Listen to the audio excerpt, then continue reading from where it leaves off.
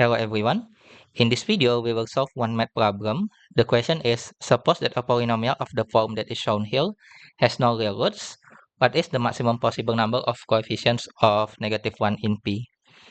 Okay, before we tackle this original function of Px, which is, if we see here, is a polynomial, let's take a look at a more simple example to get a feel of how this function actually works. First, let's look at the polynomial of order 2 with the same form. Now, we want to make the number of the coefficients of -1 as maximum as possible. So we can first try to assume that all the sign here is negative. But we know that this is a quadratic equation with its discriminant is positive, which is 5 here. And therefore, this quadratic equation will have a real roots. So therefore, if we want the equation to not have a real roots, we have to change some sign of the coefficient here. Now, some easy checking will get us that we can change the coefficient of the constant to become positive, and we can calculate the discriminant, and it is negative. So therefore, this equation will have a complex root. And so the number of maximum coefficients of -1 for this case is 1. Now, let's take a step up and now examine the polynomial of order 4. Here, first, right before, we can make all the sign be negative. Now, what we will do here is, let's calculate some value for this function. So let's calculate the limit at plus and negative infinity. For plus infinity, we know that the higher order term is x to the power of 4, and it is a positive. So therefore, the result of limit at x equals positive infinity is positive infinity. And for the negative infinity, because the higher order term is an even power, x to the power of 4, we know that the negative number, when we take the power of even number, will become positive. So therefore, the limit at x goes to negative infinity is also infinity. And here we can also calculate at some easy value, for example 0, and we see that the result is -1. Now, if we look at this value, now we can utilize what we call an intermediate value theorem that says if we have a function that is a continuous function, so polynomial we know is a continuous function, and we see the value here, there are some positive value, and there is a negative value which is at f0 here. And because f is continuous by intermediate value theorem, we know that there will exist c such that fc will be equal to 0, because 0 is between -1 and positive infinity. Therefore, we know that this function actually has a real root. Therefore, we cannot make this function has this form. So we have to change some sign of the coefficient here. And because at the limit at positive and negative infinity is positive infinity, by intermediate value theorem, we can deduce that to make sure that the function will not have a real roots, we have to make all the value of the function on all of its domain, which is a real number, be positive. So we have to change f0 here to be positive. Now, f0 here is only influenced by the constant. So therefore, the constant, we have to change it to +1. And so therefore, we will get f0 will be a positive number. Now, what we will do next here? Now, let's calculate at some other value, and we can check here, doing some quick calculation, that f1 unfortunately is a negative number. 2 minus 3 is equal to -1.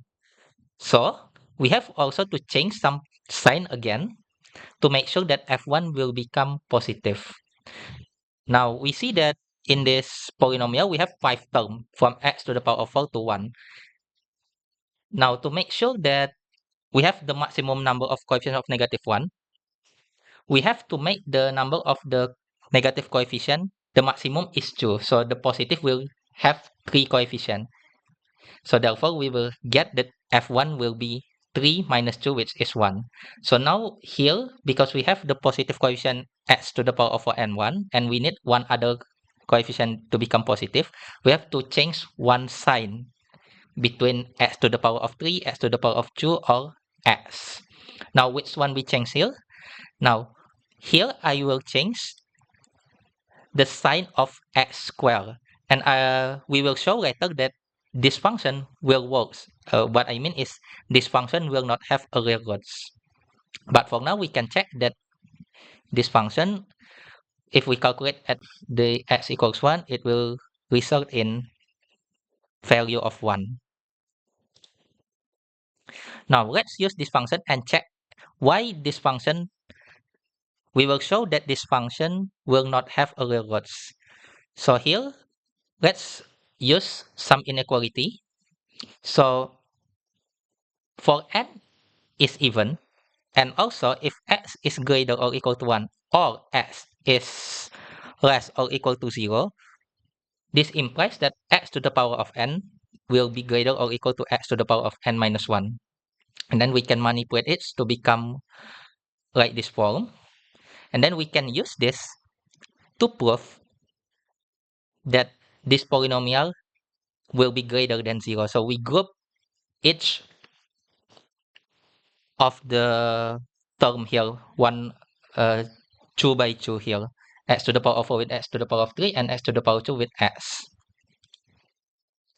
Now, how about the case that if x is between 0 and 1? For x between 0 and 1, we know that x to the power of n will be less than x to the power of n minus 1. And then we can manipulate it, change it to be on one side here. Now we can use this like this form. We grouping it the polynomial like this, and we will also get that this is greater than 0.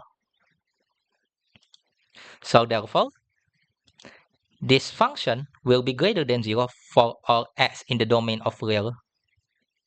So this function does work for this question, which is that this function does not have a real roots.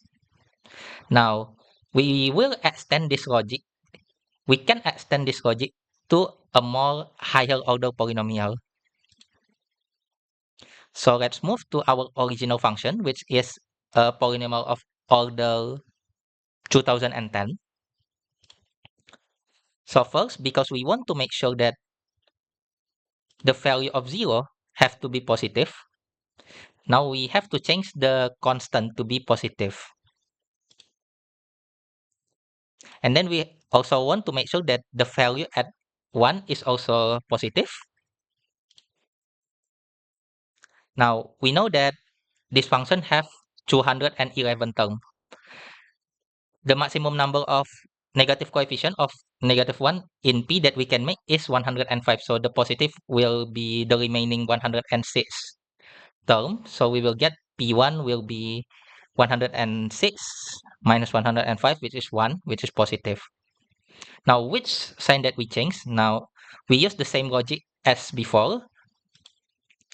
Here, we will change the sign to be negative for all the odd power.